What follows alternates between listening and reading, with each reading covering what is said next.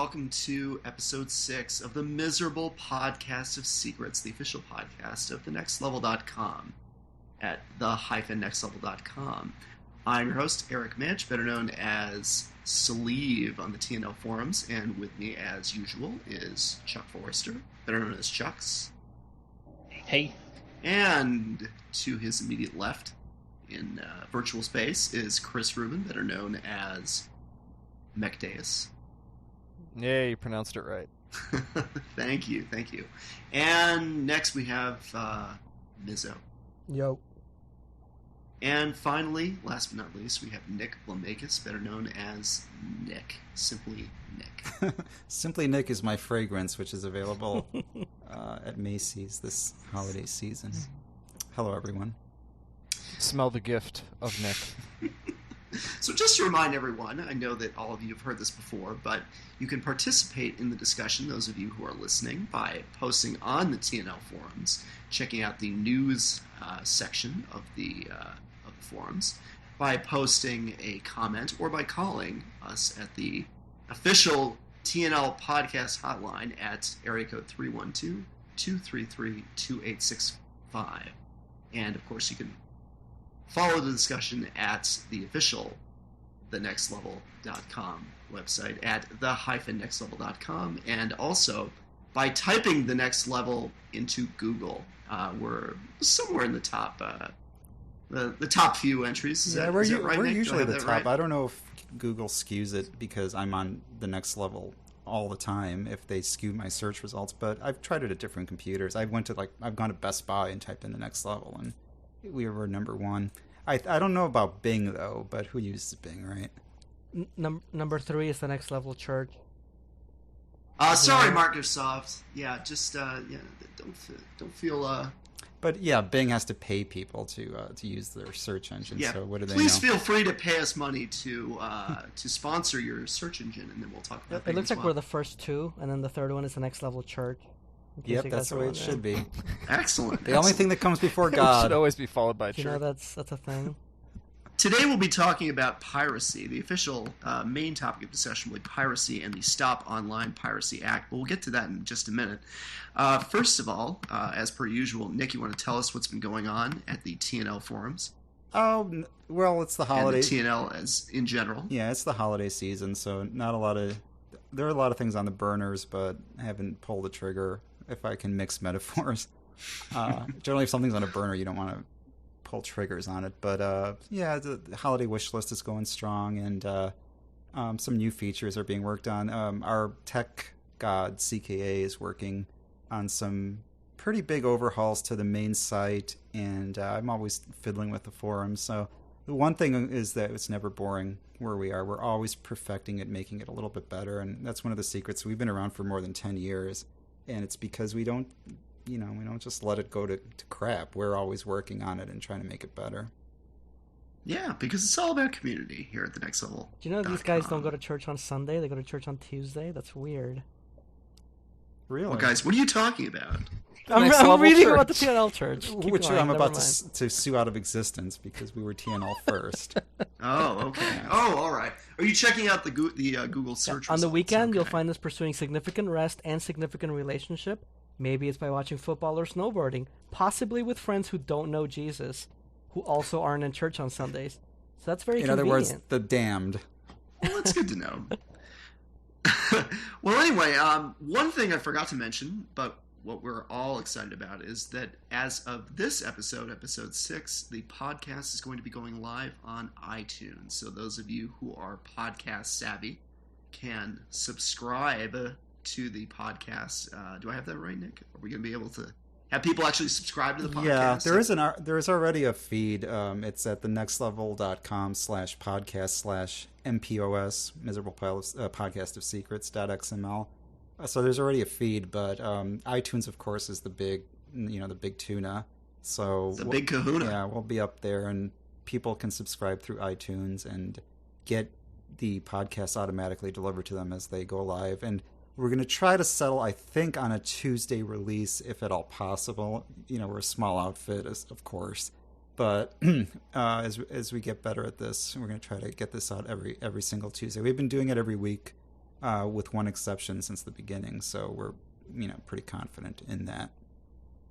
All right, confidence is good. I like that. Yeah. People like confidence. I know. People feel good about it. So anyway, let's get to our main topic of discussion, and that is piracy. Of course, it seems like every 5 to 10 years or so, someone in Congress comes along with a bill that basically scares the virtual crap out of everybody on the internet. I remember years ago it was the Communications Decency Act, I think way back in the 90s. Then there was the Digital Millennium Copyright Act, and now we have, of course, the Stop Online Piracy Act, or SOPA for short. And it has its own companion bill that's making its way through the Senate, which is called the Protect IP. Intellectual Property Act, which is PIPA. So I guess calling them together would be SOPA, PIPA. Which is Greek slang for oral sex on a man. Yeah. Honestly. Not to be confused with... SOPA is Greek for shut up, and PIPA is Greek for fellatio. Oh, that's great. So, I'm trying to broaden the cultural horizons of our listeners. And not to be confused either with sopapillas, which are a delightful Mexican pastry. Yes.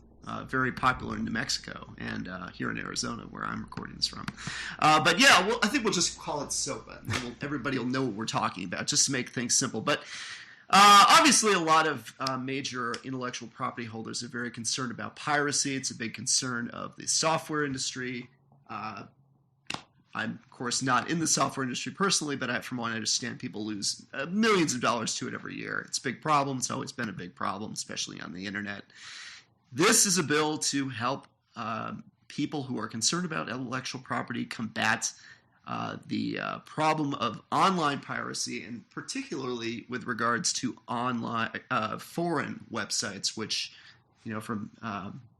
from other countries, obviously, that are engaged in the selling of illegal copies of intellectual property. So what this bill proposes to do is, target the payment processors, search engines, ISPs, domain name registrars that in some way facilitate this from going on. It gives the Department of Justice a way to combat these types of websites, and enables them to actually seek a court order in federal court to try to try to affect these websites. And it allows copyright holders to actually request, for this type of behavior to stop, and it actually provides criminal penalties for doing this. Basically, I don't want to get into a huge legal discussion on this, but the bottom line is, as far as people are concerned, it's going to give the Department of Justice, it's going to give people a lot more ability, a lot more legal muscle to combat people that are sharing links illegally. And it does actually provide a crime, Section 201 of the bill, which is one of the more controversial parts of it, actually does make it a crime to stream on the web works that are protected by copyright without permission. And actually provides up to 5 years in prison for a first offense of streaming up to 10 pieces of music or movies within 6 months. So, yeah, it's a big deal. Now, is the controversy because, I think the way a lot of people operate nowadays is that, you look at who's for the bill and who's against it. And they go, oh, and Sony's for the bill, and, this freedom-loving group over here is against it. And it's Nintendo's for the bill. God bless Nintendo. Well, it's obviously a lot of content providers, and Nintendo's a big intellectual property holder, and they've always been very anti-piracy, obviously. So they're all in support of this, and it's not really a Republican Democrat thing either. There's a lot of Republicans in support of it. There's a lot of Democrats, but Nintendo can't in support of it. The important thing is Nintendo and Sony and these other providers can't really shut down a site. I mean, this is a due process. As the Attorney General, this is a legal thing. It's not like Nintendo's PR department goes to a website and sees that there's a couple of cases of infringement, and they send a letter and you have to take it down, by tomorrow, or we're going to shut you down. There is a whole process involved here, right? Well, yes, there is, but it really, what it does is, from my understanding, is it gives the Department of Justice and it gives content providers the tools to actually go into court to obtain obtain injunctions basically take these matters before judges that are then have to make the decision whether or not to order this website to take down the offending content. So, again, what it's likely to do is force, and a lot of you can get a sense of what it's likely to do by looking at the people who are opposed to SOPA, and that includes sites like Google, Yahoo, Facebook, eBay, any or Twitter, any type of website that shares a lot of content, that provides people with a mechanism to share content.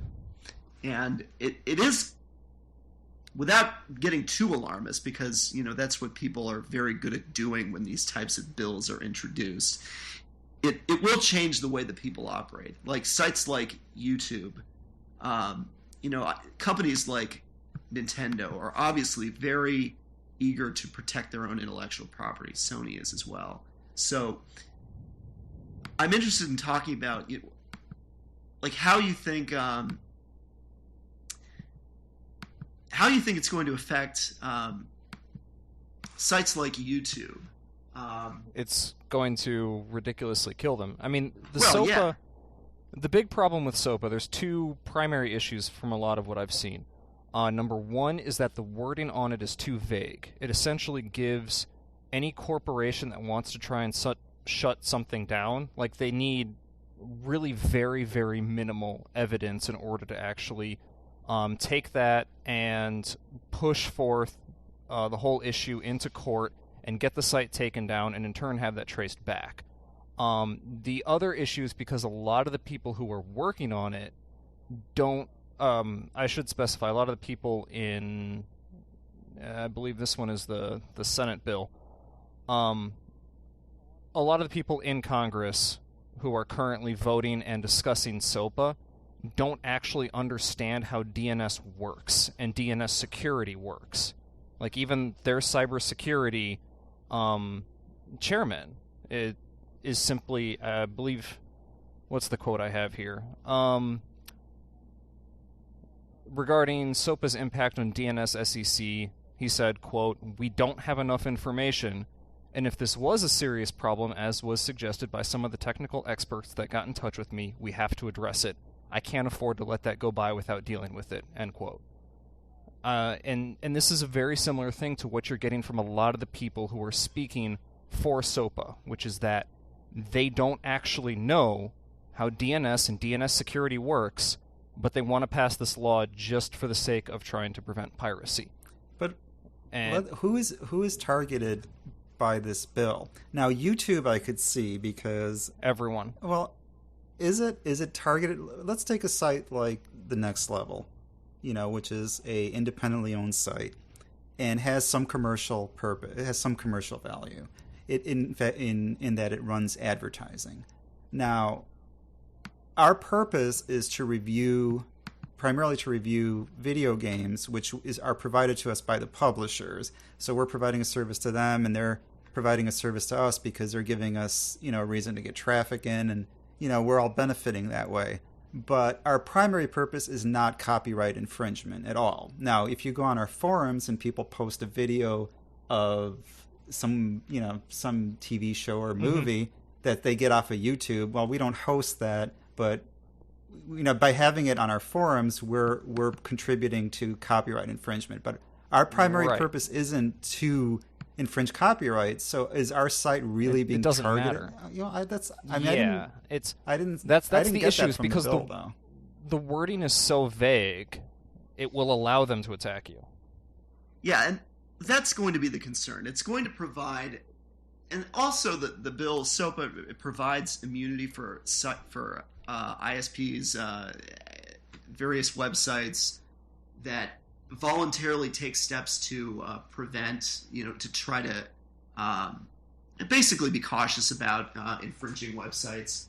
And what it's going to do is it's going to force people to act extremely cautiously. So it is going to effectively, the web currently is built on sharing, sharing links.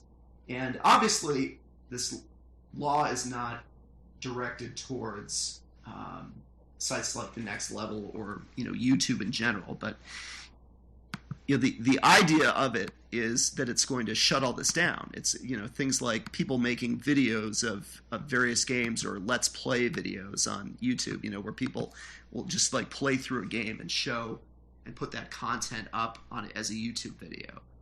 That's going to stop happening.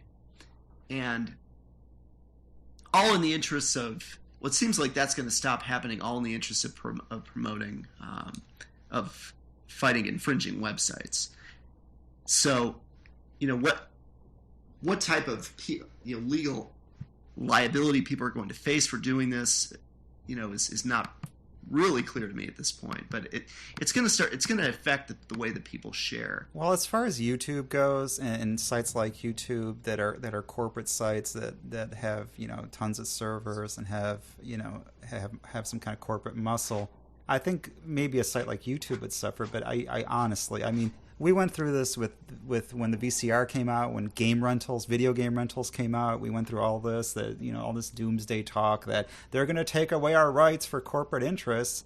But it's never really been supported, unless I'm totally missing something. It's never really been supported in reality. We all like to, with all this stuff that's going on in the world that's unjust, it seems people they really get behind things that they think are going to inconvenience them in some way and keep them from their blessed freedom to express themselves, which I think in this case is they're just worried about their freedom to just steal things and to just endlessly regurgitate content that somebody else has made, just endlessly put videos up. And even on the Next Level, even on TNL, somebody puts a video up that's funny, right, that somebody else made, and then people comment, and they comment with a line from the video, like they thought of it, and then they post the video on their Facebook, and it's just this endless regurgitation.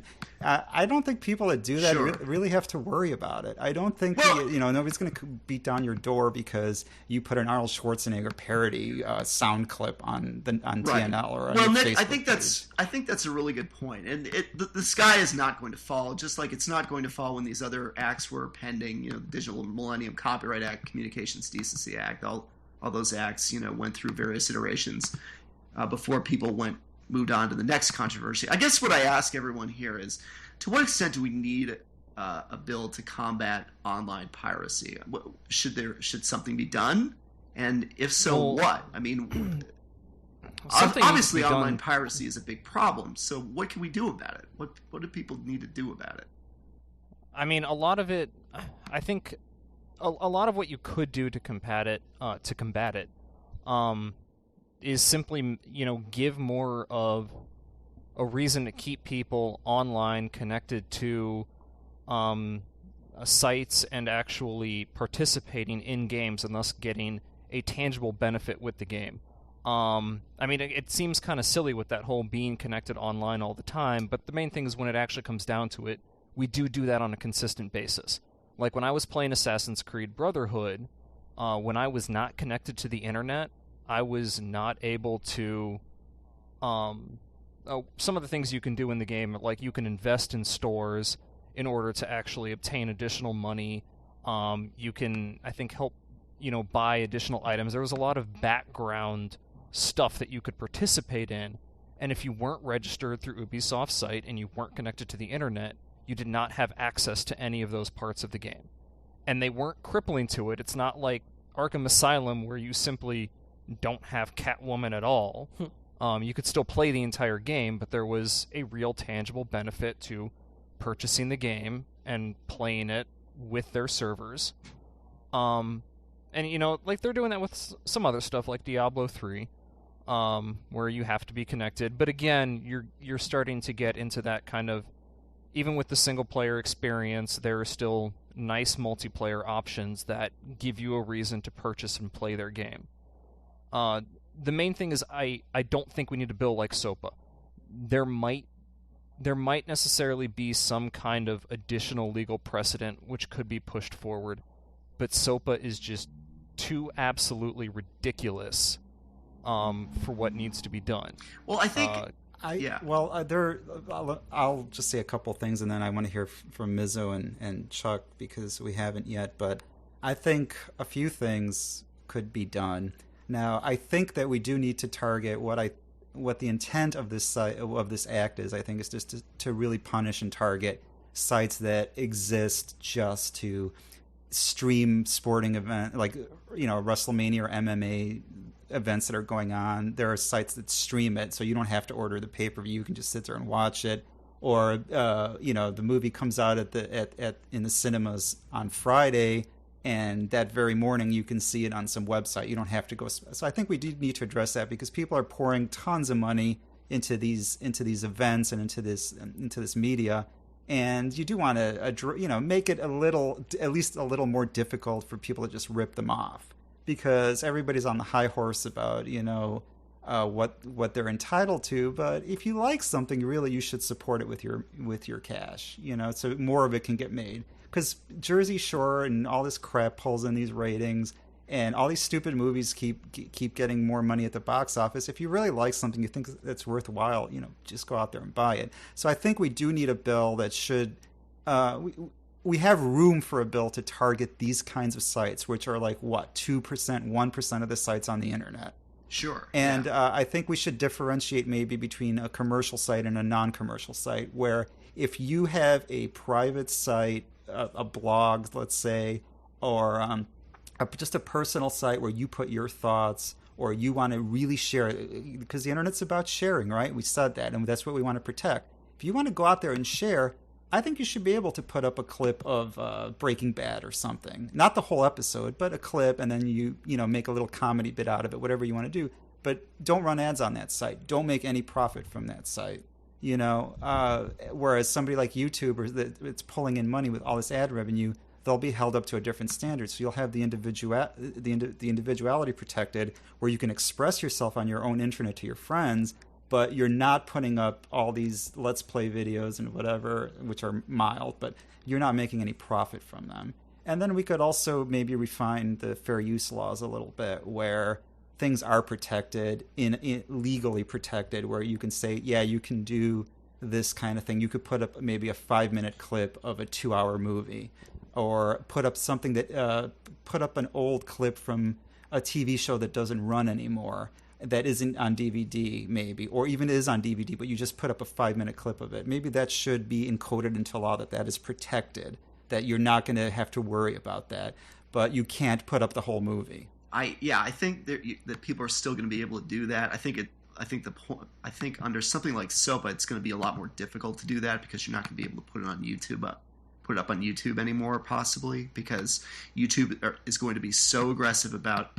I mean, it's already to an extent become a lot more aggressive about protecting people's IP rights than it used to be. They take down videos all the time, and I think that's effectively YouTube is going to change, and it's just going to sort of become like it used to be before YouTube came on the scene. It's just going to be a lot more difficult to share these type of videos, and I think that's sort of a feature of the internet. Like, things do change as technology changes. Some things become easier, and eventually a law comes into place that forces people to change the way they do things. And I think that may just be something that's coming. Mizzo, what do you think? What do you think about all this? I haven't really read up on it, to be honest, so I don't have too big of an opinion on the whole thing. I provided you a staff of researchers, and you didn't take advantage. Yes, I did. I don't remember that. But, I mean, for what I've heard, it just sounds, and the way corporate America works is they would take, I just don't want them to have some kind of loophole built in, or I don't want it to be too easy for them to start taking things down. Like, I understand you're supposed to be able to protect your intellectual property and all that, but from the sounds of it, I'd rather there be some kind of change to the current copyright law and the way that we view intellectual property in the first place than to limit the way information is shared on the internet. Because that's definitely not the way going on from here. Things are only going to get worse. It's not going to be, as this technology develops, it's not going to be easier to control the flow of information. Once you start going down that path, I don't think you're going to be able to. It's always going to get away from you. So it's going to be like the war on drugs. Like, the more they try to crack down on it, the more that there's going to be cracks in the seams, and the more that it's going to get through their fingers, and it's just going to be a lot of wasted effort and money when it's not really taking into account the root of the problem. This is just sort of a stopgap solution to what's actually going on. That's just how I feel about it. Just to add another tidbit for people to think about, there is actually a counter proposal that's making its way.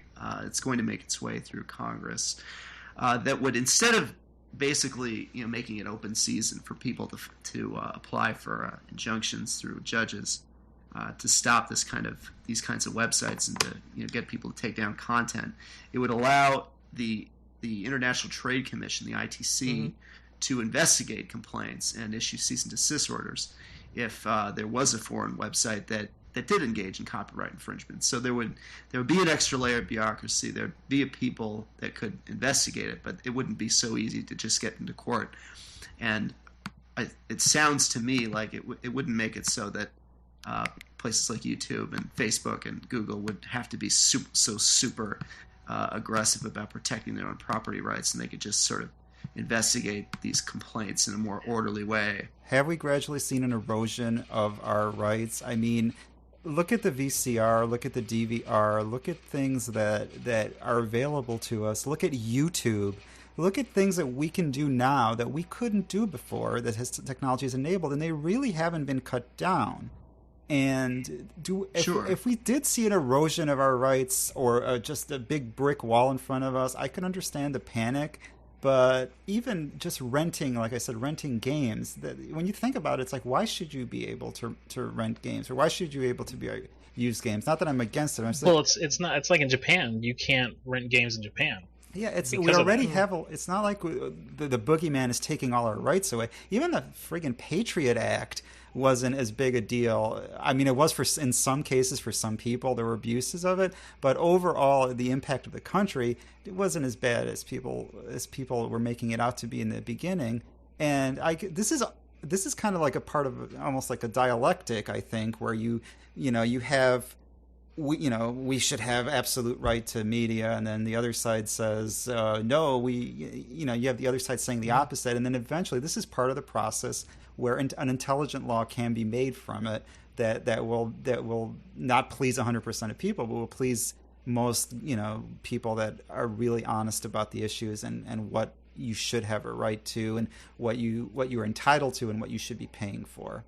Well, I think another part of the problem is time of infraction, complete time of infraction. Think about how long we've had all of these methods of sharing, and you've gotten used to a certain, I guess you can call it a way of life, and now they're just like, hey, you know what, the way you're doing that, it's going to be illegal, so why don't you not do that anymore? Because YouTube's only been around for 5 or 6 years now, but still, 5 or 6 years. It's not like it just showed up, Well, honestly, it's been around for a while. Like I mentioned before, when I was saying they're not getting to the root of their problem, most of the things is whenever I tend to download something or play something or do something different from what they would expect in terms of getting revenue from me, it's because doing it the way they intend me to is a pain in the ass. I don't want to buy something that's encrypted and I can't move it from device to device. I don't want to put down money for an inferior product than the pirated version would be. So that seems. Yeah. I'm sorry. It seems like a lot of this, sort of like the whole discussion of net neutrality, what a lot of this is doing is trying to centralize the flow of commerce into large corporate hands. If something like YouTube were to go away or were to effectively change, there would be there would be a means to acquire that same sort of content in a more centralized domain. You'd be able to pay someone like Netflix to obtain a lot of that same content. You just wouldn't be able to get it for free, like through a lot of these sources. Sort of like with video games, what's happening now with an increasing amount of content becoming digitally distributed.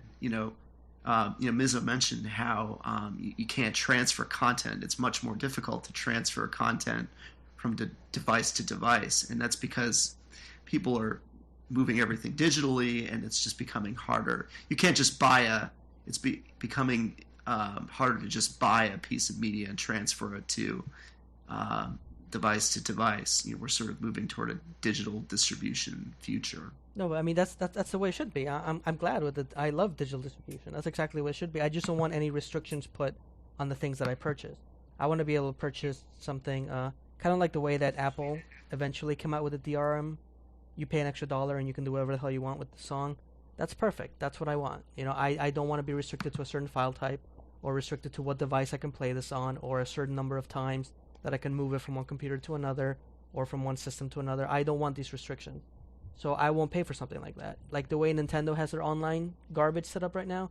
You buy something for the Wii. Right. You can't even play on another Wii. You have to play on the one Wii. There's no way to transfer that. It's ridiculous. I wouldn't give them a freaking penny for it. But that's not going to keep me from playing their games digitally. I'm sorry. So right. If your shit breaks, you lose all your games. So you either fix your crap and you do a better job of handing that out, or you're not going to get money for it. And that's nothing that needs to be stopped by any kind of bill. I'm not saying that they're putting it out for the Nintendo thing in the first place, but I'm just saying, as a general rule, you either do a good job of what you're doing, or you're not going to get any money for it. And that's what happens in a competitive marketplace.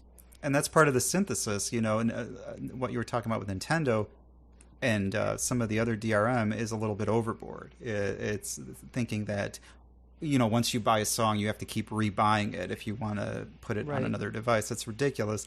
But it's equally ridiculous to think that you should just be able to, that the internet should be your own personal free market with no cost for anything that comes into your head. I want to watch this. I want to see this. It's my right. Well, if something's aired on television, then what exactly? How do they profit from me watching something at a scheduled time on television as opposed to me watching it the next day on How do they stream? profit from it? Well, I think there is some good that can come out of things like this. Let's say, for example, Breaking Bad, right, airs on Sunday. I never watch it when it airs. I wait till Monday or Tuesday, then I watch it when I feel like watching it. And I just get it on the computer wherever I can find it. It doesn't really matter. It's usually very easy to do. Because I don't want to say, oh, it's this time Sunday, time to go watch television. That just seems so foreign and ridiculous to me. Don't you have... With commercials that is why I don't on watch it? television. Don't you have on demand? Oh my God. No, don't you have on demand? I don't. Watch... well, you want a service, then you should be willing to pay for the service if it's reasonably priced. Yeah. If I want to watch a show... On Netflix. I'll watch it on Netflix.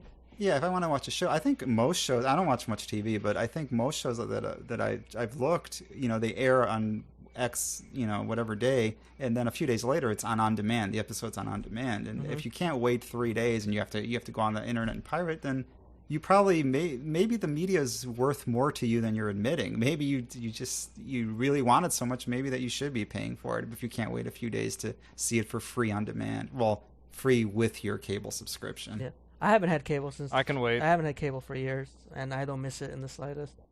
And cable as it exists now, I think is slowly going away. I think it seems like in 5 years, cable is just going to be completely different. It's going to be replaced by all these on-demand services, which I have on my cable. I don't have to watch Breaking Bad on Sundays. I can just watch it whenever I feel like it. Or DVR it. Yeah, exactly. I don't even have a DVR, though. I just use, for the few TV shows that I regularly watch, I just use on demand usually. And on demand is great because, it provides basically a legal means of me watching content whenever I want without having to download it off the internet. And that's the way that, laws like SOPA, they change the way people do business, but eventually it will sort of encourage people to get content or provide for businesses to provide content in the way that people want it.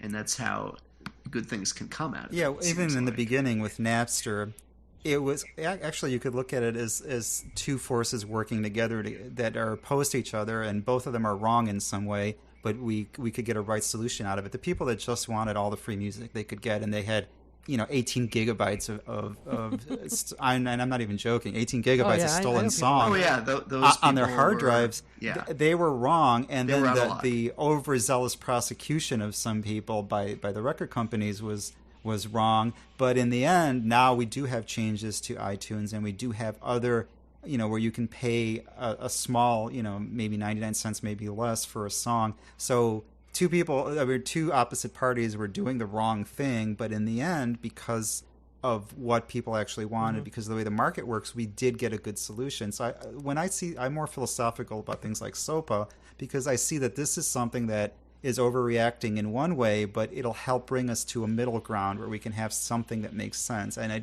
think people do panic for excessively for these things because they don't see that it's part of a process, and you do have to fight it with very specific reasons. When you talk to your Congress people, say, I don't like it for this reason, and then you can help contribute to making a sensible law or taking sensible steps to shut down sites that are complete leeches on the internet while protecting things where you want to joke around with your friends and you want to put up a short clip of something, or you want to alter a still frame from a movie and make it into a joke. That should be totally fine to do. It's like communicating on the internet is almost like a new language in a way that combines, not just the text you write, but also the pictures and the clips and everything else you include to put your message across. And losing that, I think, will be pretty big.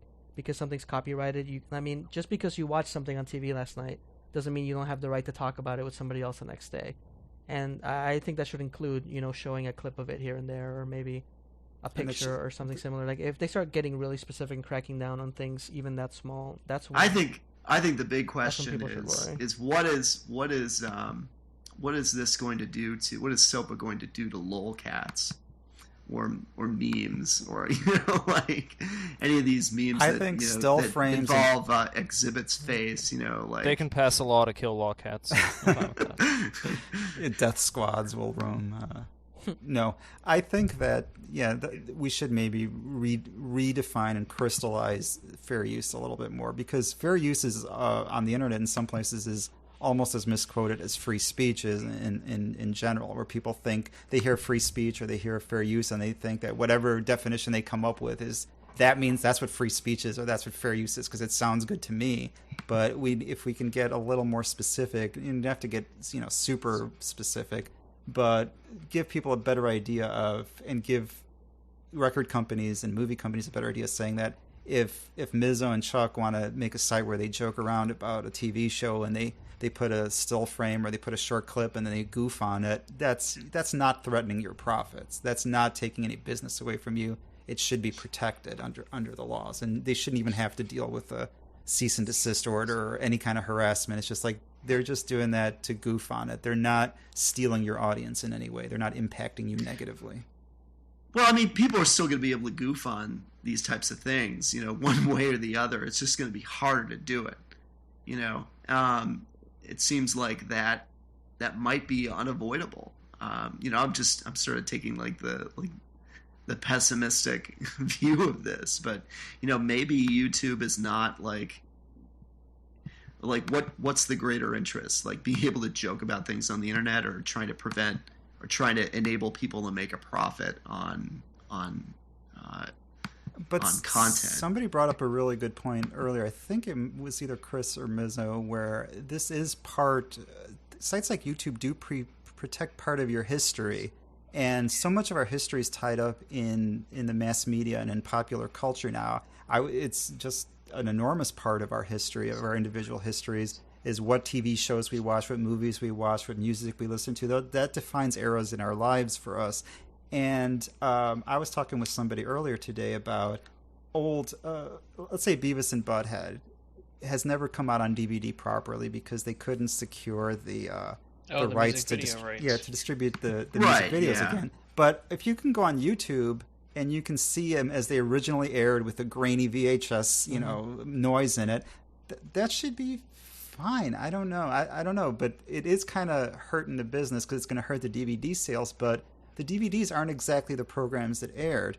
Or with WrestleMania, which I brought up earlier, it was, when it was live, it was presented one way and it had certain entrance music and certain announcers. But by the time it comes to Blu-ray, you might have different entrance music different mixed theme in. songs, like they might have only had the license to play X song for that one time. Oh my God! Or Jesse Ventura. Jesse Ventura was taken out, or Chris Benoit was taken out, but you can see them on YouTube. Oh yeah, I think selective editing. As it was experienced. Everything go back to wrestling for you?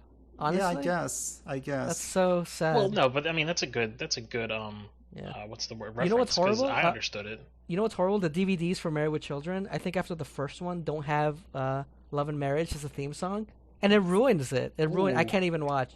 It's just this weird song that's not even the same, and it's like, no, what? I'm done.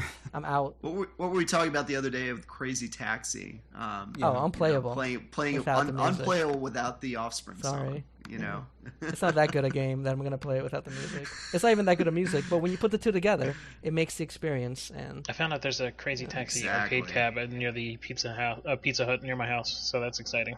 yeah, it is pretty exciting. that is exciting. One day I'll finally get You Can't Do That on Television on DVD. One day. Until then, I don't even have YouTube clips for that. I think there's like a website that has thumbnail videos. You know what? It was funny when show. you were 12. It's probably not that funny now. Let me tell you. Oh, no, it's I god think awful it does. now, but I still love it.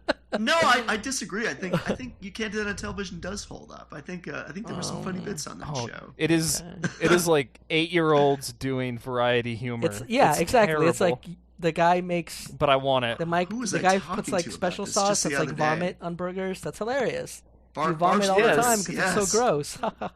I mean, yeah, when you're a little kid, that's funny. Now, I don't think it would be that funny, but I think it was well done. We're so much more refined now. I think it was well done. Like, honestly, the humor probably doesn't apply to... I mean, I still laugh at fart jokes, don't get me wrong, but I really don't think the humor would apply, but it's still a well-done show that I did enjoy when I was a kid. It's the bigger issue there is because you have a lot of those shows which are like that, which basically completely vanish. Like, You Can't Do That on Television was created in Canada, and then kind of got... like sort of pseudo-absorbed by Nickelodeon down in the US, and you end up with all these really weird copyright issues that basically just toss the show into absolute nothingness and left forever. Or in another case, with another Canadian show, SCTV, you get releases, but you never get you get these like little chopped up versions of what actually happened, and you don't have certain episodes, and you don't have things exactly as they aired. So if fans of those series are going to buy those DVDs, but what's the harm of going to YouTube and here's a complete episode from 1980 with all the bad quality? If you want to watch it, maybe we can figure out a way to where the copyright holders will allow that and encode that where we know that that's okay, so people don't have to sweat it and have to worry about it all the time. And I can't wait till that son of a bitch Lucas dies, so somebody will put out the original Star Wars trilogy on Blu-ray. Because he refuses to. He refuses to. Can you believe it? That's so weird. And then maybe they can start making good movies again. Man, don't get me started on Star Wars. He can do anything he wants to it. He can do anything he wants. He can change every goddamn thing. I don't care. Just give me the originals on Blu-ray. Just give me, and then you can change everything you want from that point on. Because I just won't even look at it. And that's when this discussion devolved. Oh. Whatever. It did, but it didn't. Look, I'm going to link it back around. That's what's keeping a lot of people pirating the original trilogy. There you go. Well, that's what I'm saying. But what percentage of piracy is related to that? 100% of 100% related to it. Okay, I stand corrected. I have the figures. I mean, you definitely have a lot of entitlement douchebags who are just, I want this for free and that for free. They don't even think of twice before downloading everything they ever use or play or listen to or whatever. But then you have people who, I mean, you know what? Those people, though, they're more like, from what my experience with them, they're more collectors than anything else in a weird way, because they will just download they want to play it. They want to have the experience. Yeah, it's not like they want to play it to just say, like, oh, this game is really fun and I'm enjoying playing it. They kind of just they kind of just get all this shit, then burn it on a disc, and then put it somewhere on a binder, and then it kind of sits there forever. And I don't really understand that, but I see that happening a lot. Like, you just want to have this giant library of music, and you're like, I have this giant library of music, and do you even listen to it? Not really. I have every DVD ever made. I have like 1 million games copied and burned. But if there's a nuclear war, then that will be the new Library of Congress. Will be this guy's DVD collection. That is the new currency. It's like that Twilight Zone episode. I don't know. So he'll have all these DVDs, and then there'll be no electricity, and they'll be totally worthless. And then he'll go deaf, and then he can't listen to them all. Like, I mean, people will pirate, and people are going to pirate, and I don't think there's any way to stop that. That's going to happen no matter what technology you have, no matter... And the better technology gets, the easier it's going to be to do. That's true. People are going to murder, too, but we should have laws in place No, but of course you should have laws in place what murder is and what you should have laws in place to try to curb it, obviously. You're never going to be able to stop it. It's impossible. It seems like technology always outpaces the law. So the best thing to do is to offer the better product in the end, and to offer a continued, let's say, support of that product from the day that people buy it onwards, just like Valve always says they do. And they have proven time and time again that they're right on that point. And a lot of people are like, no, we need to make our releases more restrictive. We need to make people jump through more hoops before they can actually use your product. Let me buy a DVD and have 10 goddamn commercials at the beginning before the movie even plays on the DVD that I purchased with money. Are you kidding me? Unskippable commercials. Are you kidding me? That kind of shit is done. That's why I don't do it. I mean, obviously. So just, you know what? Just do better. Do better, and that will help. It won't erase all piracy because that's impossible, but it will help.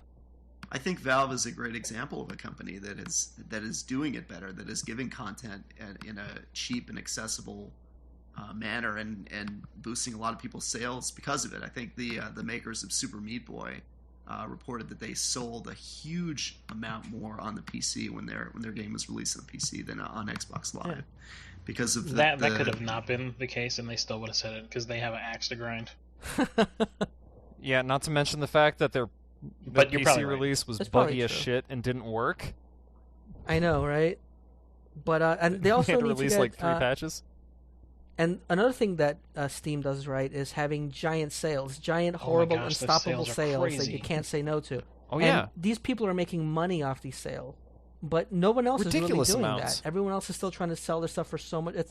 It's like, okay, look, you have your big release, you made your sales, you're kind of done now. Why not give that a shot? It seems to be working for a lot of people. Like selling there's Dead lots of Space tactics 2 for $5. Yeah. I mean, so many developers, or at least publishers, have stated that they sell, I can't remember what it is. It's like a ridiculous multiplier of normal sales, like during the Steam sale. It's just so many extra copies that they push forward, and they earn huge amounts of money. It's the same thing even with Humble Bundle. Like, Right. there's all kinds of indie games that I really do not care about, but I'll buy a Humble Bundle for and get like 5 of them.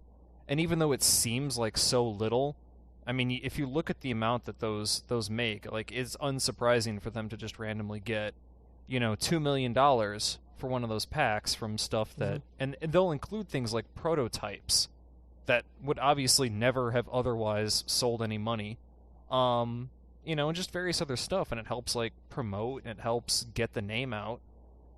But I think one of the other things about the Steam sale that's just kind of interesting is that the prices are not set by Steam.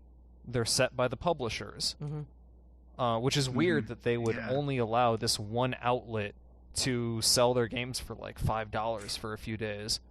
But it does show up in some of them, like with Squaresoft. Like, Square almost never puts their stuff on really low sale. They'll be like, yeah, our 4-year-old game, which is still $50 on Steam, yeah, we'll give you a sale price for like $40. Like, really, guys? Are you Nintendo? And then, what is that shit? Yeah, I know. Like, this last Steam sale, I bought Dead Space and Dead Space 2 for $5 each. Nice. But, I don't know. It's just, there's a lot of stuff I see on there where certain random, usually Japanese publishers will be like, you know what, we're just going to be triple the price of everyone else, just for the fuck of it.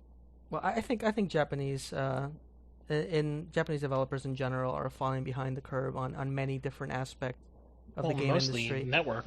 Like for example, I mean, we're getting way off base here, but that's good because I was bored as shit at the beginning.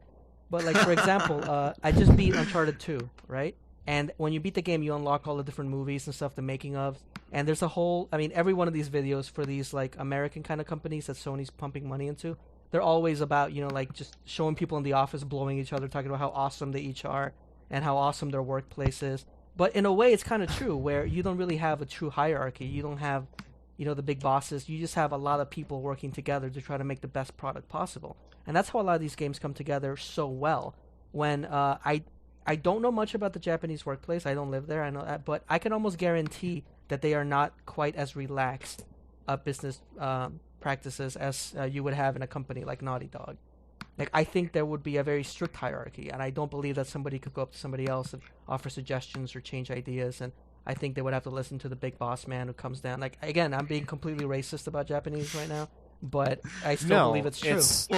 It's been a huge problem. I mean, and I think that's one of the problems Capcom. they're having. Exactly. I think like all the big people at Capcom have had that exact problem of where they want to make new and interesting things, and there's nowhere for their word to go. Like, the people who are creators are getting pushed into higher up positions, but not high enough that they can change anything. It's just sort of this, they're put in this kind of stasis field, essentially, where they can't do shit, and the whole thing is still structured and run strictly as a way to try and maximize profits. Well, just to take this back, Mizzo, I actually, this is actually the direction I hope that this discussion would go. I didn't want to just talk about SOPA the entire time. Manipulated by slave. I think the general idea is that Master plan? That things do change in online and with technology, and often they move in unexpected directions and give us, access to more content that people want to buy. And in the end, whatever form of SOPA ends up passing or not passing, I think the sky is not going to fall. Eventually it has its own way of turning things into in a positive direction. If we can get all parties involved to not really get caught in these inbred arguments where they're only sticking to one point of view. I think the worst part of it is probably the lobbyists, because the lobbyists are there to just represent one point of view, whatever happens. This is what the lobbyist, quote unquote, believes. This is what he is advocating always. But a congressperson, a consumer, a company that is producing content, they should all have the flexibility, like we said with Valve, to look at the situation and say, what is the best solution here? What's something that's going to profit everybody, keep the consumers happy, not just make money for one particular company, but is really going to help the industry in the long run. So I think fans, as much as companies, can get into this trap where they have this this is my absolute position on this, and I hear the opposite, and I know that it's wrong, and I know that I want to fight it. Whereas sometimes, there are things that do need to be targeted and do need to be changed that aren't covered now. So if we can all just not get hysterical about things, and let's not trust the government to do every little thing, but let's see, well, what should be regulated? What is out and out theft? What is something that needs to be legally dealt with, and attack that only, and scale back on the well-meaning use of copyrighted material that's not harming anybody. Score one for democracy. So should we talk about what we've been playing? On that note, well, smooth segue as usual. Smooth segue, which is a feature of our podcast, certainly. I guess I will start. Can we talk for another 2 hours about random things first, and then get into this? Oh, definitely. No. This is too short. Let's keep this on task. Come on, come on. All right. We've been slowly increasing. Let's hit 4 hours. So I can start. Please do. As far as what I've been playing this week, still Dark Souls. Sleep never bought another game ever again. Yeah, I may not. At this rate, I may not. I just this week, sort of moving through the plot, I'm really impressed by the narrative strength. I mean, it's not especially strong, like in terms of like character development. Something like System Shock or that type of thing. But like just the subtle ways in which it tells stories, just by doing such simple things as reading the description of items in the way that they sort of explain to you what's going on in the larger world, and you can actually evince clues about what to do next just by reading the description of a cloak that you find lying on the ground. It's really kind of cool. It's almost like System Shock 2 in the way that you sort of find recordings everywhere. Although you don't find recordings, you just read item descriptions in this case. It just paints a description of the larger world, which is really cool. And I talked about this in the forums too. Not to be too spoilerific, but there's a particular boss fight that just got finished that was just very like just very subtle and very depth in the way it conveys the kind of ambiguity of the greater world, which I thought was really cool. Other than that, I also played a little bit of Mario Kart 7 today. Oh my god, that's out? Yeah, it just came out. It came out today? It's a Nintendo game, so it comes out on Sunday. I was hoping to pick up Nano Assault, but that's actually not out yet. But I did check it out a little bit. It's a Mario Kart game. The online seems pretty well put together. The main thing that I hated about the previous the DS Mario Kart was snaking. I really couldn't get into that. at all. It sort of killed my interest in the online play. Not to.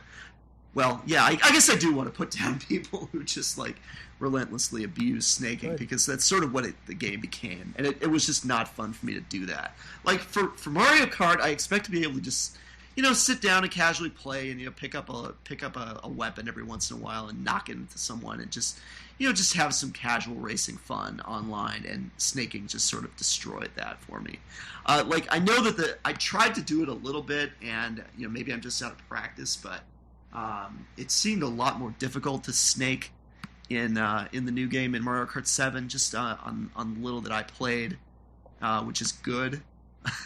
Although I'd have to leave that to a Mario Kart expert to tell me how difficult it really is. Is the blue shell still in there? Because that's the worst thing. Still got the blue shell. I hate the blue shell as well. I think the blue shell is extremely annoying. Most people do, but it's still there. Awesome. The frame rate is very good. I was very impressed in the quality of the quality of the images. It's just a very smooth, very well performing game so far, and so that I was very encouraged by and very impressed by. Right from the outset, there's a couple of different carts that you can choose for each player, and there's different. It's very customizable. It seems much more customizable than previous games, which is a nice touch. Haven't got too much into the glider aspect of it, but that's kind of cool as well. So we'll see how that goes. And yeah, that's pretty much what I've been up to this week. Chuck? This week, let's see, I've been playing Link's Awakening on my 3DS, because we talked about it last week. So that was a lot of fun. Better than all those other Ocarina games and what have you. You guys are full of garbage. I don't know what you're talking about. 3D. It's never going to catch on. Yeah. Link's Awakening was so good. You gotta keep switching weapons all the time. It gets a little annoying. I just picked Just up a little bit. the feather, and I was just like, oh, now I can't use my shield for this. So that was And good. you know what? It wasn't that bad in the original Game Boy, but it's kind of bad in the 3DS because the start button's a piece of garbage that Nintendo decided to just make an abomination for some reason.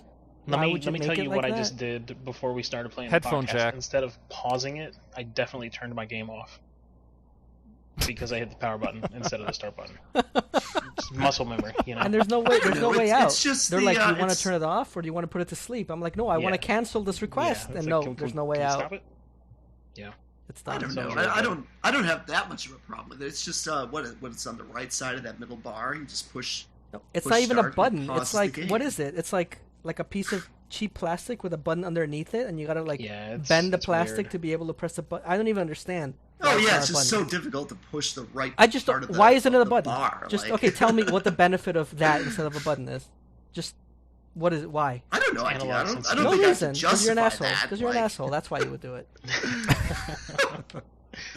This is what happens when you like Zelda 2. Oh, It's good just the gracious. entire rest of your life. You only like horrible, horrible things. This is your cross to bear. Oh yeah, Um, yeah. We'll just. I will come back to that. So also rented Saints Row 3, and let me tell you about that game. I cannot put it down. It's really, really, really good. Nice. And the story is just so ridiculous. As soon as you think you've seen the most ridiculous thing you can think of, and this is coming from a game that has a big veiny purple dildo bat that you can bludgeon opponents with, it just takes it and just multiplies it by 20. The cars are very, very well they handle well like old Grand Theft Auto, not like Grand Theft Auto 4. Nice. If you fall off of something huge, guess cool. what? You have a parachute, so you won't die like an asshole. You can just parachute on down to wherever you want to go. Approved. Oh, that's pretty nice. Think of like the humor that was in Grand Theft Auto 3, and then just put it up to 11. It's all that kind of stuff. That's what I've heard. Like 3 kind of like after Grand Theft Auto 3, like Rockstar decided to go the kind of more serious, gritty route, and then Saints Row kind of took over the whole joking around, crazy shit route. So it makes sense. Did you know that they actually censored the purple dildo a little bit in Japan? In They made Japan, it I not wasn't even wobbly. told you They that, made it like idiot. rock solid because that was offensive. Yeah, and there's no veins. And I think they took the veins out because Yeah. Japanese wieners have no veins. That's totally So, weird. just like There they are don't no have wieners like the in Japan. eyelid thing, they have no veins either on their wieners. Yeah. Not too many people know that. I completely forgot where I was going to go with it. I haven't. What was I messed saying around about this being a the- cultural treasure trove? This podcast. gracious. We're people. We're all one people, the world over, and we need to understand one another and our penises. But yeah, I mean, and it's a lot of different mission varieties. Instead of go here, shoot this guy, go here, shoot that guy. Okay, well, you know what? You've got these people in your car. Drive nicely. Don't upset them. It obviously does have those types of missions, but there's a whole lot of other things going on. So I never really felt like, another one of these. So it's very easy to play. Again, haven't messed around with the co-op because I'm renting it and I'm not dropping $10 to check out, the co-op That's a online. damn shame. It is. I think I've got 15 hours into it, and I'm about 40% done game completion. But I think I'm almost done with the story, and that's all I really am looking forward to. How far are you into it? Maybe 15 hours. 15 hours? Oh, it's okay, I guess. Yeah, I mean it's a good amount. I haven't done any. Well, I don't want the game to be. Nick too... is probably thinking the opposite way. He's like, oh, it's starting to get a little too long.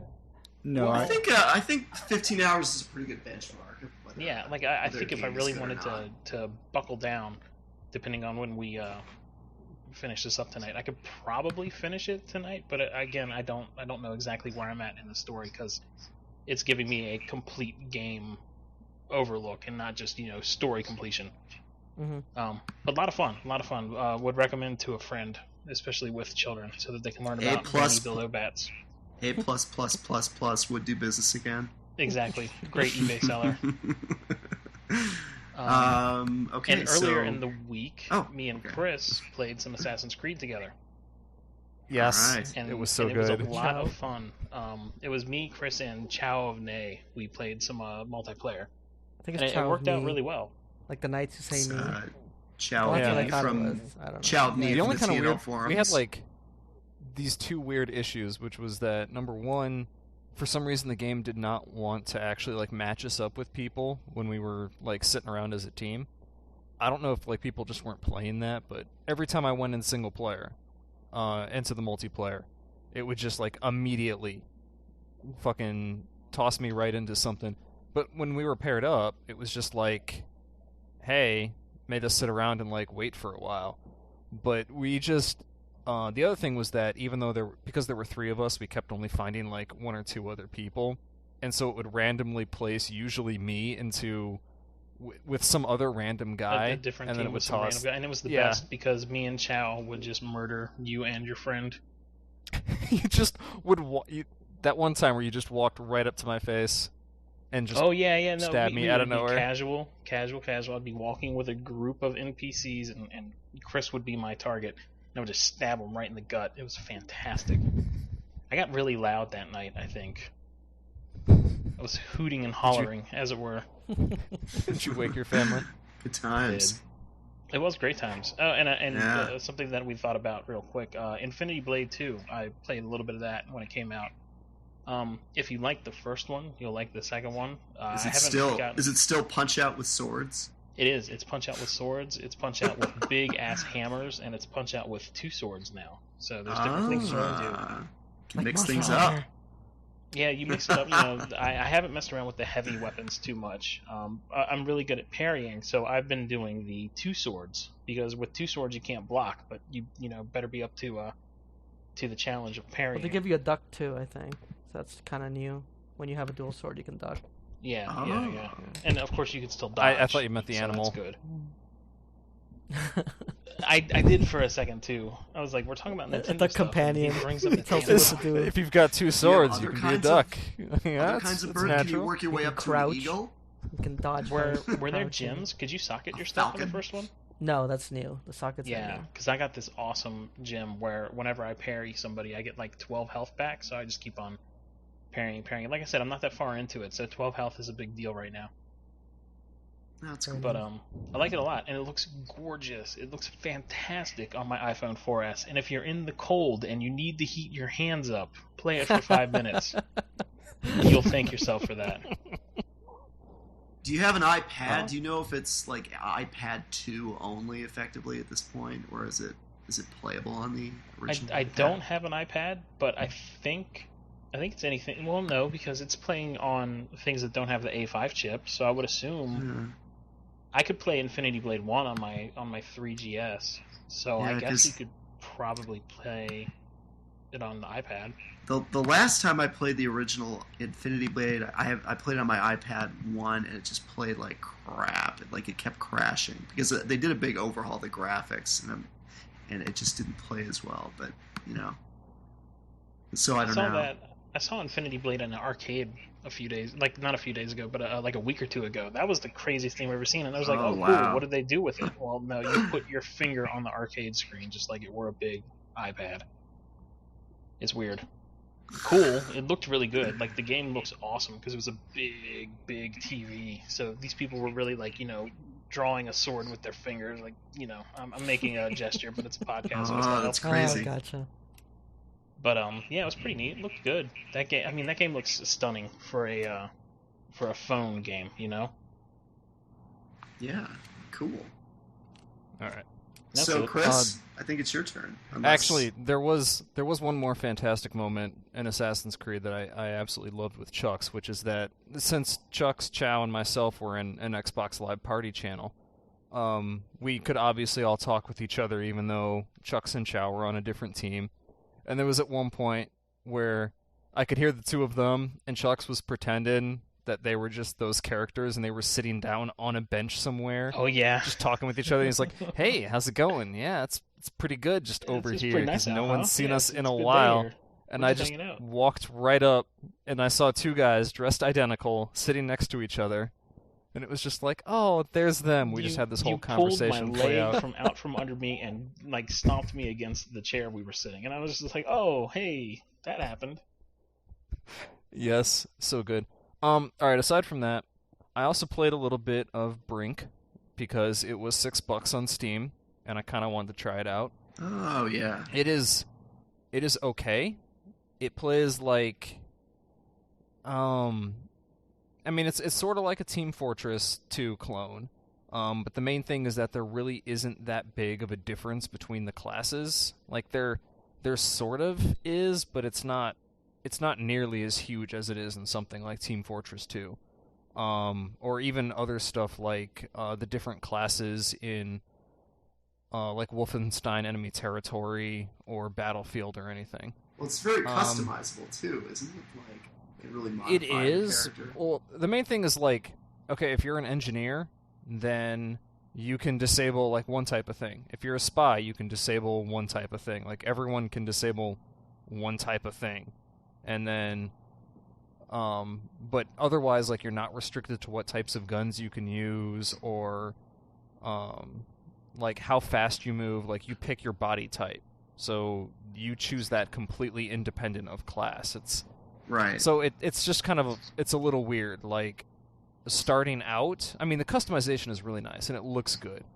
But when I first start out, and so all I have is the basic stuff, I have to double check what class I'm playing as because I can't tell. There's no way to tell just from the way that you're interacting with other players. So it's okay. It's neat. It was worth $6, but yeah, I can see why it failed. The other thing I've been playing is Dead Space because I'm trying to like finally finish that off and The then get first to one? Dead Space 2 since those were on sale. Yeah, I'm working on the first Yeah, one. I still haven't finished the first one. I got I a bought thousand. it out like of 3 years 1,000 ago. That's good. Yeah. Yeah. Actually, you know what is kind of annoying about the Steam one? No achievements. Ooh. Well, then that you'll be done sucks. quickly. I know. Just beat it and move on. Oh, that's exactly what I plan on doing. But yeah, like I played a bit of it before. I don't remember if I played like a demo for it or something like that, but I remember thinking it was okay. And I guess maybe I just wasn't in the mood for it or whatever. That's awesome. Because sitting down and playing it, like, it's pretty good now. Mhm. I'm really enjoying it. I do have some issues with the game, but I think it's all made up for because the atmosphere feels exactly like a kind of shitty summer horror movie about aliens. Like, the characters and the writing is so perfect.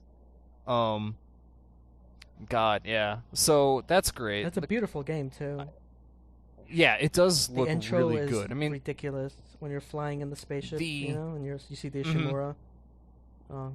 Yeah, I remember thinking cool. that the It's enemies got a great intro. normally did not look that great in that game, but that one boss, the huge tentacle face thing that you fight, the effects that they had on that with the layering looked so goddamn good. Like, that was just stunning to me.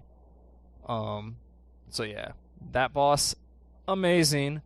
I'm almost done with it. I've been playing like 2 nights. I'm up to chapter 10. I think there's like 12 chapters in it, something like that. So almost polish it off. Probably only have like an hour and a half to go. I'm getting a little bored of some of the combat. It like, goes there's on definitely a little times. too long. Yeah.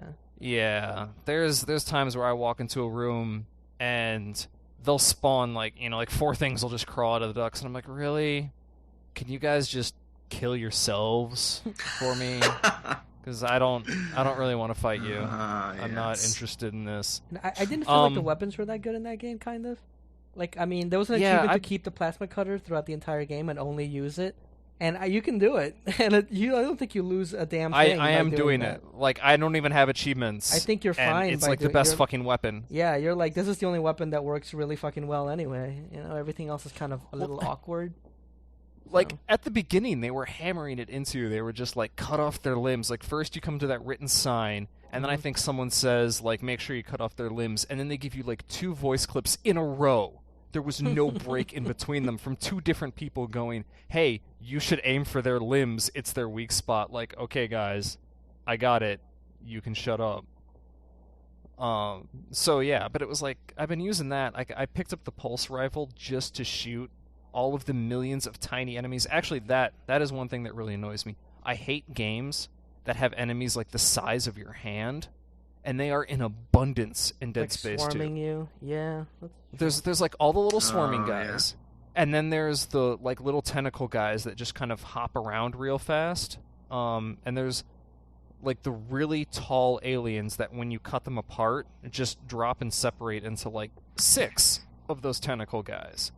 And yeah, you can just like toss out a stasis field and cut a bunch of them or run up and start stomping them, but like if I don't have stasis up, I just hate them. They're annoying to attack because they're just hopping around. They can't do any damage to me. Every once in a while, they touch me, and it's like, oh look, there goes a 30th of my health. But that's it. They're just there to annoy, and I hate that shit. Yeah, really. I kind of, in my heart, I hate Half-Life a little bit for introducing the head crab, because I like the head crab, but it suddenly made it okay for like first and third person action games to include really tiny enemies that bounce around, and it just bugs me. I don't like those. So yeah, those are the 3 games I've been playing. Wouldn't you say that's like a Aliens thing than a Half-Life thing? It is an Aliens thing, but Half-Life was really, really popular, and that kind of seemed to be like the big introduction for it in video games. I don't know, like the head crab is kind of like an icon of the Half-Life series. And it seems like there was a lot of copying of Half-Life in general that occurred afterwards. And I mean, like, I kind of excuse Alien games because at least there the face hugger was created as a movie thing and had nothing to do with video games or balance or anything like that. Right. So I attribute its presence in video games a little bit more to head crabs. Because, I mean, there have only been like a few really good Aliens games, and most people usually don't seem to try and emulate those too much. Sometimes, I don't think I've ever played sometimes a the good design of emulate. The Beat 'em Up by Capcom. Oh yeah, you know what? I did play that. You're right. I take it back. The first Aliens vs. Predator was pretty decent. I don't know if it holds up these days, but it was. Let me specify. The first one on PC. I thought you meant like the Saturn. There was one. a lot of. No, like that or the Jaguar one. Yeah. I don't know. So yeah, there've definitely been some half-assed and shitty ones, but there were a couple good ones. They exist. So yeah. But I'm looking forward to finishing off Dead Space and getting to Dead Space 2, because I like took a look at a video of Dead Space 2 real briefly just to be like, you know, is this actually any different of a game? And whatever I saw, it was just like intense shit going on, and it was like, this looks a little more exciting. I'd like to check this out. I think it's a little bit more fast paced than the first game. I think there's a few more actiony sequences. I mean, I like the slow pacing that's going on in the first game, but it's just, I don't know, it seems to like start and stop at times. Like it'll be like really slow, there'll be a lot of tension going on, and then you'll enter a room and it'll be like literally 10 enemies at once just running down a hall at you. Yeah. And you just stand at the end of the hall and it's just shoot, take them shoot, apart. shoot. I mean, it's not shoot, scary like, because you know exactly what to do and you know how to take them down, and they don't really pose that big a challenge. And you're basically not fighting even the just same that. types of enemies the entire game through, so you know exactly what to do, and it's just like, whatever. Totally.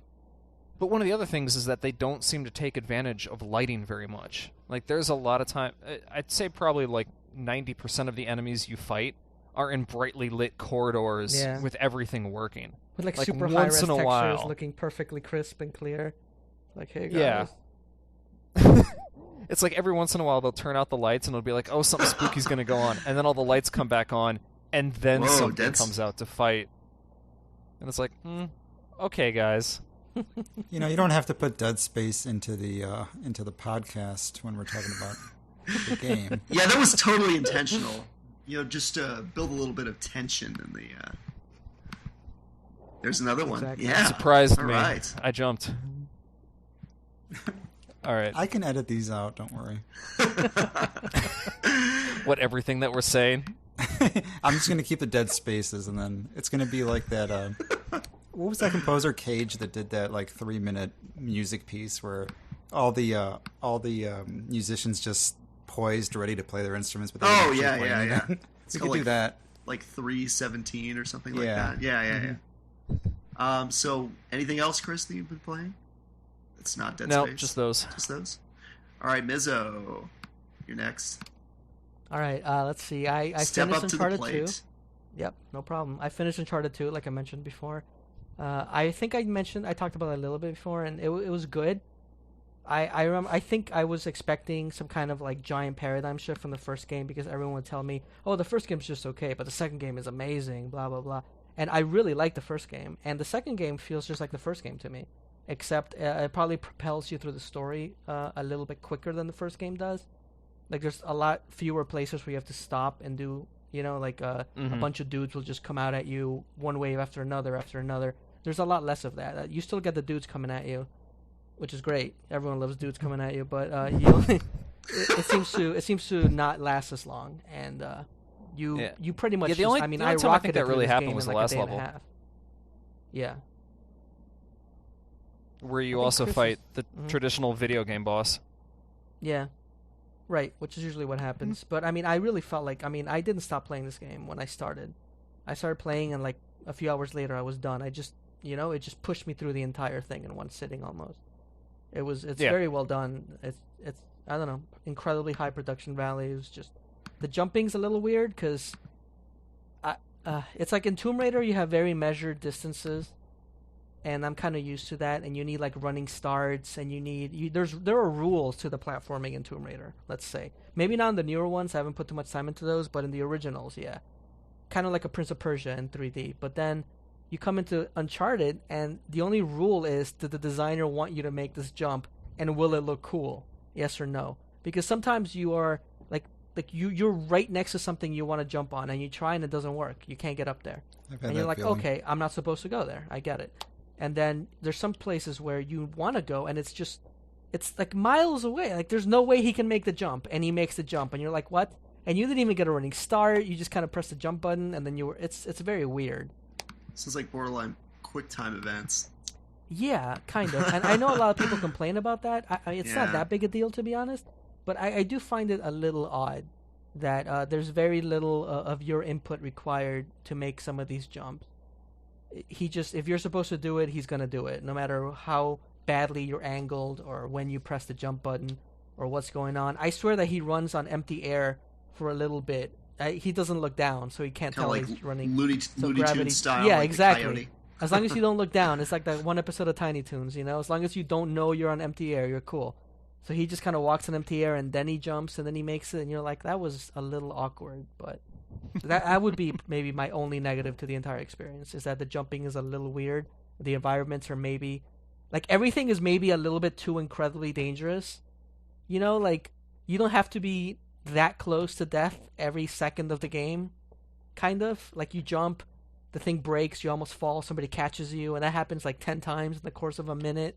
And it's like, all right, cool. His life was in danger once. That was heart-stopping action. His life's in danger 10 times in a minute.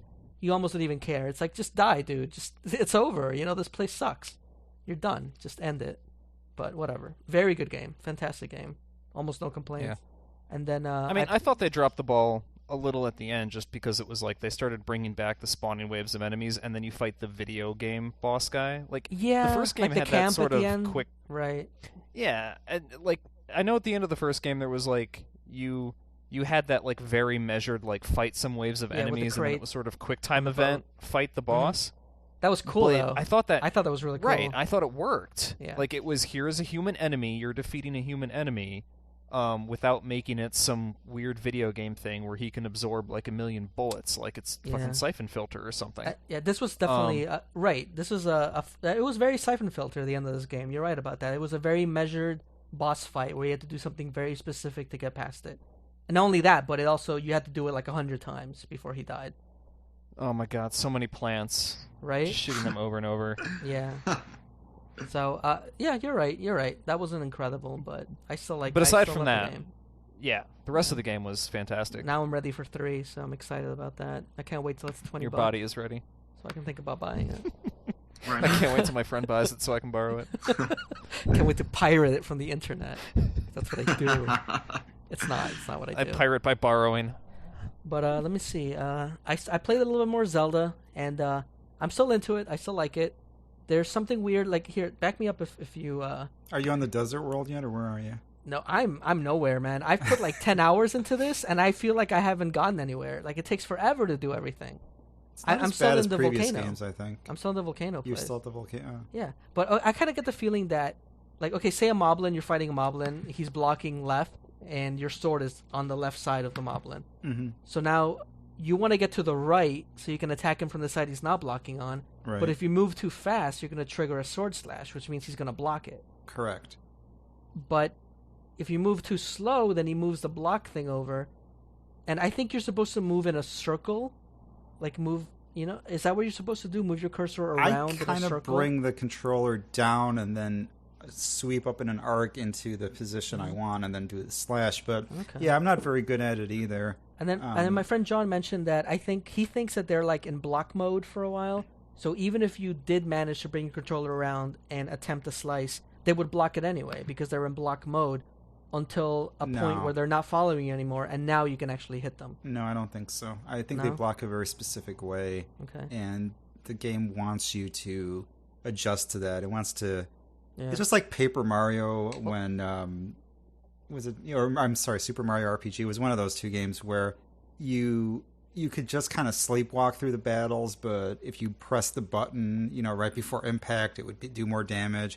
Right. With Zelda, I mean, you can just flail around and you can kill most of the enemies, but you get a little bit more of a bonus for being a little more precise because you dispatch the enemies faster and you're not just, you have this guy block everything you do. But it really doesn't matter that much. Sometimes I can pull off pretty precise hits, but if I don't really worry about it because they're not that difficult in the first place. Right. Well, I mean, they can't be because the controls are just not that precise because they're motion controls. Right. And that drives me crazy because in some review, somebody mentioned that you maybe won't get what you want 20% of the time. And so far I feel that's been very true for me. Yeah, it's not precise. And I've thought about it sometimes when I'm fighting or when I'm trying to lay down and play, which I rarely do, but sometimes you shouldn't for this. Yeah, but sometimes you just want to, just lay down and play a game lay down on the couch and play a game. But with this, it's almost impossible. And I'm thinking, man, if I just had a classic controller or another type of controller, I could really pull this off pretty easily. But it does pull you into the game, and Zelda's worth sitting up for. I mean, there should be something where you can move your sword around quickly without slashing, and then maybe you have to hold down the A button to actually slash. That's what I was going to say, hold down a button. Because I feel that sometimes I want to get my sword from this side of the guy to that side of the guy, but I don't want to perform the slash attack because then he'll just block it. I think just point the controller to make like a point the Wiimote down a little bit. I think you're supposed to circle around, just like you do for those eyes to make them dizzy. I think you're supposed to circle around the enemy until you find an opening. By the way, the circling the eyes, for some reason I got stuck on that for a little while. I don't know why. I thought I had tried to do it in a circle, and I guess I just so is that a spoiler? it. I thought everyone just I don't know why that was like a thing that I did. I thought everyone did it. I didn't know if that was a spoiler. Maybe I'm not but as might be. wacky as some people. Because I don't know. I was trying to think of logically what am I supposed to be doing, and then it was such a goofy solution. I remember I left. But they and I haven't went done back that to- before. I feel think like I've probably done that have. You know before. what? It just seems familiar, but Maybe not that. Maybe I've run around something like in Mario. There was an enemy that you run around and until it gets dizzy and then it disappears. Yeah, but you can play Mario all these 64. games with these in-depth puzzles, and you can solve them, and then you get stuck on something goofy like that for like 5 Yeah. minutes. You're just looking at the screen like, what am I supposed to be doing? What do I need to make this guy look at? And then it's just some goofy cartoon thing you got to do. And there's one other thing I wanted to complain about, which is I think it's partly Nintendo's fault because all the reviews I read, people were like, "Oh, and it drops calibration all the time. You have to recalibrate all the time. It drops calibration. Blah blah blah. This is something So that's going easy on to that's do. wrong." But and then Nintendo even says in the instructions to recalibrate, press down or whatever. But you're not. It never drops calibration. That's not what's happening at all. It's just when you choose an item that makes you aim on the screen in any way possible. I mean, obviously, after the intro, after the very beginning, you're not using the sensor bar for anything. The sensor bar is gone. Forget it. You're not using it for a damn thing anymore. It's all about the Wii Motion Plus. And the second you press the button to use an item, whichever direction your controller is pointing, that is the dead center of your screen. Right. And Yeah. and then people will press the item button and then aim the Wiimote at the screen and then be like, "Where's my cursor? Oh, Now, this game were lost people really complaining calibration. about I'm an this? asshole." They were. And the On phrasing TNL or on other sites? on other sites. I'm 'Cause not I sure. hope we're Maybe not on TNL. I hope we're I not think that at that Finch, didn't weenie Finch level complain now. about? I thought Finch complained about the Finch is a calibration weenie. dropping. But it's not dropping. It's just if you aim the Finch is controller amazing. and then you press the Amazing item weenie. button. I love a weenie. I love. I love Finch too. I mean, he may not have said this. I don't remember. But the point is that you actually don't lose calibration. The second you push the item button, wherever your controller's facing, that is the exact center of your screen now. And moving up and down will affect your cursor appropriately. And Yeah, and what do you do? So- You press right bumper or something? It's just like the easiest thing in the world to do. You could just do it subconsciously almost. I don't know why people would complain about But that. So you just have to make sure to always point your Wiimote Before at the you screen use the when you item. select an item. Or don't Yeah, worry before about you- it. Just hit the or bumper don't or worry whatever about you it. need to do. It's and just, then just like the just point is you don't have nudges to it. point at the screen. So like if you're using the bow and arrow and you select it, now the cursor is at the dead center of the screen. Your Wiimote is pointing wherever it's pointing. When you move it up, the cursor moves up. There's no reason to point at the screen. You're not using the sensor bar.